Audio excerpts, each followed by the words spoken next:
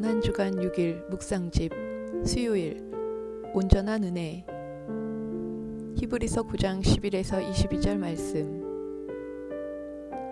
그리스도께서는 장래 좋은 일의 대제사장으로 오사 손으로 짓지 아니한 것 곧 이 창조에 속하지 아니한 더 크고 온전한 장막으로 말미암아 염소와 송아지의 피로 하지 아니하고 오직 자기의 피로 영원한 속죄를 이루사 단번에 성소에 들어가셨느니라. 염소와 황소의 피와 및 암송아지의 죄를 부정한 자에게 뿌려 그 육체를 정결하게 하여 거룩하게 하거든. 하물며 영원하신 성령으로 말미암아 흠 없는 자기를 하나님께 드린 그리스도의 피가 어찌 너희 양심을 죽은 행실에서 깨끗하게 하고 살아계신 하나님을 섬기게 하지 못하겠느냐. 이로 말미암아 그는 새 언약의 중보자시니 이는 첫 언약 때에 범한 죄에서 속량하려고 죽으사 부르심을 입은 자로 하여금 영원한 기업의 약속을 얻게 하려 하심이라. 유언은 유언한 자가 죽어야 되나니 유언은 그 사람이 죽은 후에야 유효한즉 유언한 자가 살아있는 동안에는 효력이 없느니라. 이러므로 첫 언약도 피 없이 세운 것이 아니니 모세가 율법대로 모든 계명을 온 백성에게 말한 후에 송아지와 염소의 피 및 물과 붉은 양털과 우슬초를 취하여 그 두루마리와 온 백성에게 뿌리며 이르되 이는 하나님이 너희에게 명하신 언약의 피라 하고 또한 이와 같이 피를 장막과 섬기는 일에 쓰는 모든 그릇에 뿌렸느니라. 율법을 따라 거의 모든 물건이 피로써 정결하게 되나니 피 흘림이 없은즉 사함이 없느니라.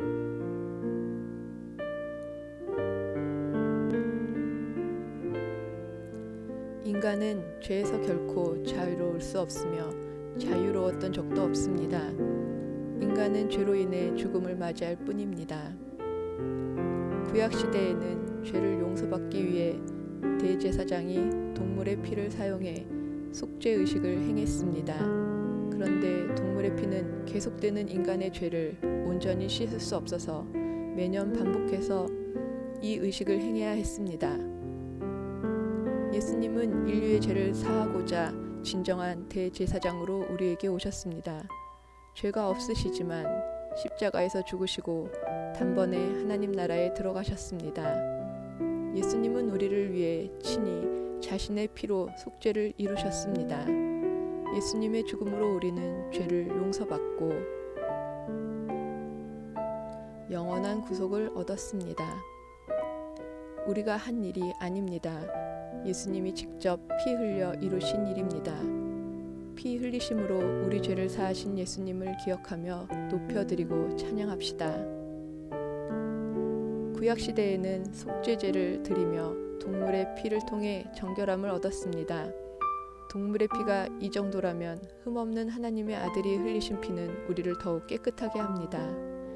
예수님의 피는 죽음으로 이끄는 행실을 버리도록 우리의 양심을 깨끗하게 하며 하나님을 섬길 수 있도록 해줍니다. 예수님의 피로 새 언약이 시작되었으며 우리는 영원한 기업을 약속받았습니다. 예수 그리스도의 피로 씻지 못할 죄는 없습니다. 예수님의 보혈은 우리의 고질적인 죄, 죄악으로 향하는 모든 생각을 깨끗하게 합니다. 우리는 새 언약의 새 백성으로서 하나님을 섬기며 정결한 모습으로 살아가야 합니다. 생명을 살리기 위해서는 피를 흘리는 희생이 필요합니다. 이스라엘이 하나님의 백성으로 확증되던 시내산 첫 언약 의식에 동물의 피가 사용되었습니다. 우리의 죄를 대속하고 구속하는 새 언약이 시작되기 위해서도 귀중한 피가 필요했습니다. 이를 위해 흠없는 하나님의 독생자 예수께서 십자가에 죽으셨습니다.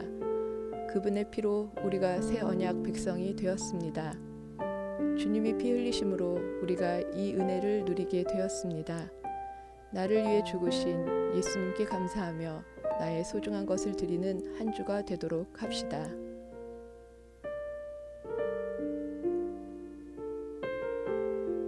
본문에서 우리의 죄는 누구의 피로 언제까지 죄를 이룬다고 말씀하나요?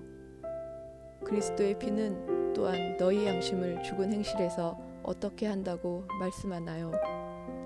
율법을 따라 죄사함을 받기 위해서는 무엇이 있어야 하나요? 이러한 질문들을 통해 예수 그리스도의 피로 영원한 속죄를 이루신 하나님의 은혜에 내가 얼마나 감사하고 있는지 돌아보십시오. 주님 말씀에 얼마나 순종하며 살고 있는지를 살펴보십시오.